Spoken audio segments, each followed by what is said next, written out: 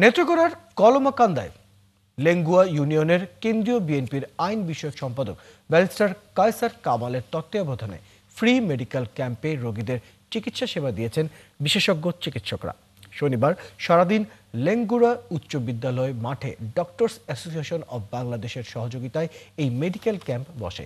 এতে orthopaedics, medicine, gynae, শিশু, নাক, কান সহ বিভিন্ন রোগে আক্রান্ত প্রায় ৫,০০০ রোগীকে চিকিৎসা ও বিনামূল্যে ঔষধ দেন বিশেষজ্ঞ চিকিৎসকরা। এ সময় ব্যারিস্টার কায়সার কামাল বলেন, মানুষের জন্য মানুষ এই প্রতিপাদ্য নিয়ে দুর্গাপুর ও কমলাকান্দা উপজেলায় ৭টি ফ্রি করা হয়েছে। এছাড়া পারডিপ ভারপ্রাপ্ত চেয়ারম্যান তারেক রহমান ঘোষণা করেছেন, বিএনপির রাষ্ট্র ক্ষমতায় এলে ন্যাশনাল হেলথ সার্ভিসের আদলে স্বাস্থ্যসেবা গড়ে তুলে প্রত্যেককে একটি করে মেডিকেল কার্ড দেয়া হবে।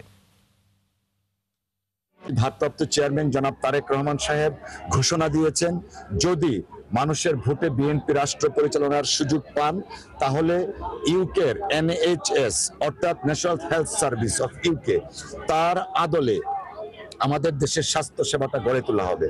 প্রত্যেককে একটা করে মেডিকেল কার্ড দেওয়া হবে যেন স্বাস্থ্য সেবাটা সুরক্ষিত হয়।